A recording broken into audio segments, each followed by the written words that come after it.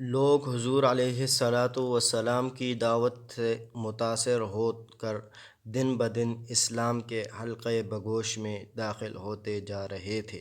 قریش نے جب دیکھا کہ لوگ اس طرح دن بدن اسلام کے دائرے میں آتے رہے اور اسلام کا دائرہ وسیع تر ہوتا گیا تو متفقہ طور پر مسلمانوں کی ایذائے رسانی پر آمادہ ہو گئے اور طرح طرح سے مسلمانوں کو ستانا شروع کیا تاکہ کسی طرح دین اسلام سے جدا ہو جائیں۔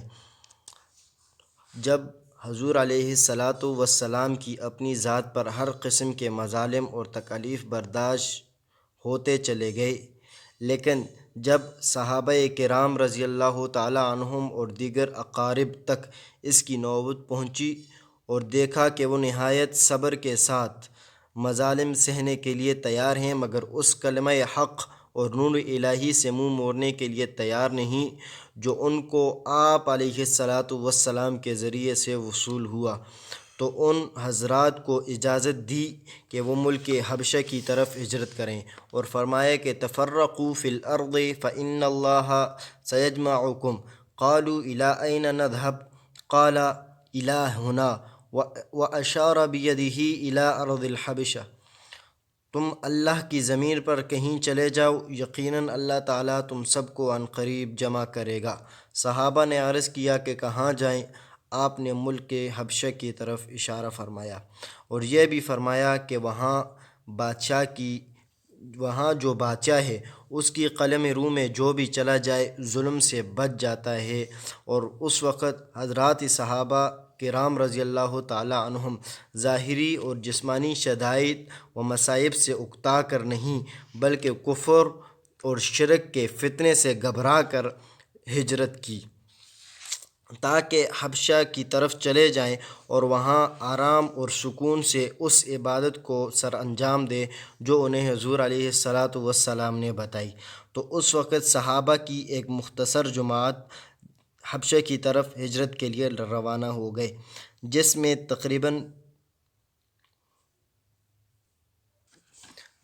تقریباً 12 مرد اور عورتوں نے ہجرت کی۔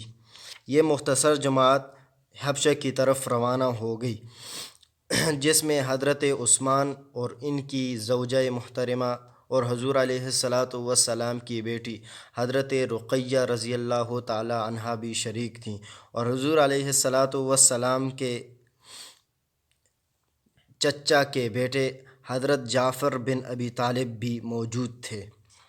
جب یہ لوگ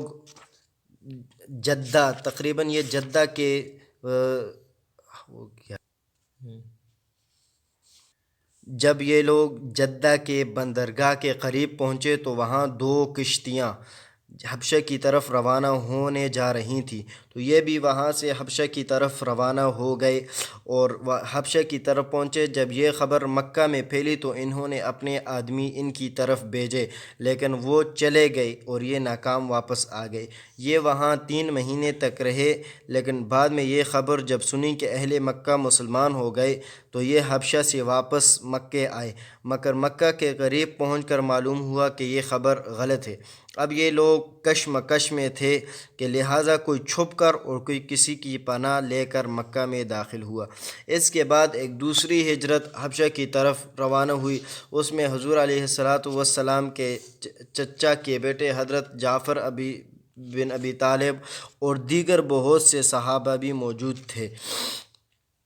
جب یہ لوگ وہاں پر چلے گئے اور وہاں اطمینان سے بہت سکون قلب سے وہاں پر عبادات ادا کر رہے تھے تو قریش کو یہ بات شاق گزری اور اپنے کچھ لوگ عمر بن عاص اور عبداللہ بن ابو ربیعہ کو حبشہ روانہ کیا اور کہا کہ نجاشی اور اس کے تمام مقربین کو تحائف اور ہدایہ دے کر اپنا خم خیال بنا لینا۔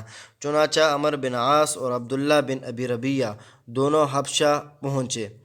اول تمام مقربین کو نظریں پیش کی اور یہ بیان کیا کہ ہمارے شہر کے چند سفیہ اور نادان اپنا آبائی دین چھوڑ کر تمہارے یہاں آئے ہیں، اور انہوں نے اپنا آبائی دین چھوڑ کر تمہارا دین بھی اختیار نہیں کیا، یعنی عیسائی بھی نہیں ہوئے، بلکہ ایک نیا دین اختیار کیا جس سے نہ ہم اور نہ آپ واقف ہیں۔ ہماری قوم کے اشراف نے ہمیں آپ کی طرف بھیجا کہ ہم آپ کے بادشاہ کی خدمت میں آئیں، اس لیے آئیں کہ ان کو بادشاہ ہمارے حوالے کر دیں۔ آپ حضرات بادشاہ سے سفارش کیجئے کہ ان لوگوں کو بغیر کسی مکالمہ اور گفتگو کے ہمارے سپرد کر دے۔ چنانچہ جب یہ لوگ بادشاہ کی خدمت میں حاضر ہوئے اور انہوں نے مقربین کو کچھ تحفے تحائف بھی دے رکھے تھے، تو جب یہ بادشاہ کے دربار میں حاضر ہوئے اور اپنا مدعا پیش کیا تو مقربین بادشاہ نے بھی ان کی تائید کرتے ہوئے کہا کہ ان کے جو بندے ہیں ان کے حوالے کر دیا جائیں بغیر کسی مکالمہ اور گفتگو کے۔ یہ اس وجہ سے کہا کہ ان لوگوں کو خوب معلوم تھا کہ جب شاہ حبشہ صحابہ سے کسی سوال یا گفتگو پوچھیں گے تو صحابہ کے منہ سے وہ گفتگو کا نکلنا، وہ نجاشی شاہ حبشہ کے دل پر اثر کرنا یہ ہوگا کہ وہ فوراً مسلمان ہو جائیں گے، اور صحابہ کے زبان سے نکلتا ہوا کلمہ بھی ایک معجزہ تھا۔ لیکن نجاشی نے ان کی بات کو ٹھکرایا اور کہا کہ میں جب تک ان کی بات نہ سنوں اس وقت تک میں ان کو آپ کے حوالے نہ کروں گا۔ چنانچہ شاہ حبشہ نے ان صحابہ کی طرف ایک بندے کو بھیجا کہ ان کو بلا لاؤ۔ اس وقت صحابہ میں سے کسی نے یہ کہا کہ دربار پہنچ کر کیا کہو گے؟ یعنی بادشاہ تو عیسائی ہے اور ہم مسلمان، بہت سے عقائد میں ہم اس کے خلاف ہیں۔ صحابہ نے کہا کہ ہم دربار میں وہی کہیں گے جو ہمارے نبی نے ہم کو سکھایا اور بتایا ہے، اور جو کچھ بھی ہو ہم اس سے ذرا برابر بھی تجاوز نہ کریں گے۔ دربار میں پہنچے اور صرف سلام پر اکتفا کیا، بادشاہ کو سجدہ نہ کیا، اور بادشاہ کے مقربین نے عین اسی وقت یہ سوال کیا کہ آپ نے بادشاہ کو سجدہ کیوں نہیں کیا؟ تو انہوں نے جواب دیا کہ ہمیں ہمارے نبی نے یہی سکھایا، اور ہم اپنے نبی کو بھی اسی طرح سلام کرتے ہیں اور اپنے درمیان آپس میں ملتے جلتے بھی یہی سلام کرتے ہیں۔ اور رہی بات سجدے کی تو وہ ہم سجدہ اللہ کے علاوہ کسی کو نہیں کرتے۔ تو اسی وقت پھر شاہ حبشہ نے یعنی نجاشی نے انہیں یہ کہا کہ اپنا مدعا پیش کیے۔ تو حضرت جعفر بن ابی طالب آگے ہوئے اور فرمایا کہ شاہ، ہم پہلے جاہلیت والے تھے، بتوں کی پوجا کرتے تھے اور مردار کھاتے تھے، فحش کاری کرتے تھے، قطع رحمی اور بدخلقی میں مبتلا تھے۔ ہمارا قوی ضعیف کو کھا جاتا، یہاں تک کہ اللہ تعالیٰ نے ہماری طرف ایک رسول بھیجا جو ہمارے ہی کنبہ سے ہے۔ ہم ان کے نسب اور سچائی، امانت اور عفت کو خوب جانتے ہیں، اور انہوں نے ہمیں اس کی دعوت دی کہ اللہ کو ایک سمجھیں اور اس کے ساتھ کسی کو سہیم و شریک نہ جانیں، اور بت پرستی کو چھوڑ دیں اور سچ بولیں، عزیز و اقارب کے ساتھ صلہ رحمی کریں اور پڑوسیوں کے ساتھ اچھا سلوک کریں، اور محرمات سے منع فرمایا اور خون بہانے اور جھوٹ بولنے اور یتیم کا مال کھانے سے روکا، اور ہمیں نماز، روزہ، زکوٰۃ اور حج کا حکم فرمایا۔ ہم نے جب یہ سنا تو اس پر ایمان لے آئے۔ نجاشی ان کی باتیں سن کر خوب متاثر ہوا، اور انہوں نے آگے یہ بھی کہا کہ جب ہم ان پر ایمان لے آئے تو ہماری قوم نے ہم پر ظلم کیے اور ہمیں مجبور کیا کہ ہم اس نبی کا کلمہ اور جو ایمان کی حالت ہے اس کو ہم چھوڑ دیں۔ تو اس وقت انہوں نے ہم پر ظلم کیا، جس کی وجہ سے ہم اپنا ملک چھوڑ کر آپ کی قلمرو میں آئے تاکہ ہمیں یہاں پر امن اور امان سے اپنے دین پر چلنے کی جو توفیق ہے وہ مل جائے۔ تو اسی وقت نجاشی نے کہا، اچھا، اس میں سے جو تمہارے نبی کی طرف نازل کیا گیا اس میں سے کچھ اگر تم کو یاد ہے تو تم مجھے سنا دو۔ تو حضرت جعفر نے سورہ مریم کا ابتدائی حصہ پڑھ کر سنایا۔ بادشاہ اور تمام درباریوں کے آنسو نکل آئے، روتے روتے بادشاہ کی داڑھی بھی تر ہو گئی۔ جب حضرت جعفر رضی اللہ تعالیٰ عنہ تلاوت ختم فرما چکے تو نجاشی نے کہا، یہ کلام اور وہ کلام جو عیسیٰ علیہ السلام لے کر آئے، دونوں ایک ہی شمعدان سے نکلے ہوئے ہیں، اور قریش کے وفد سے صاف طور پر کہہ دیا کہ میں ان لوگوں کو ہرگز تمہارے سپرد نہیں کروں گا اور نہ اس کا کوئی امکان ہے۔ جب عمرو بن عاص اور عبداللہ بن ابی ربیعہ اس طرح بادشاہ کے دربار سے بے نیل و مرہم باہر نکلے تو عمرو بن عاص نے کہا کہ میں کل بادشاہ کے سامنے ایسی بات کہوں گا کہ بادشاہ وہ بات سن کر ان تمام لوگوں کو نیست اور نابود ہی کر کے چھوڑے گا۔ عبداللہ بن ابی ربیعہ نے کہا کہ ایسا ہرگز نہ کرنا، ان لوگوں سے ہماری قرابتیں ہیں، یہ ہمارے رشتہ دار، عزیز اور اقارب ہیں، اگرچہ مذہباً ہمارے مخالف ہیں۔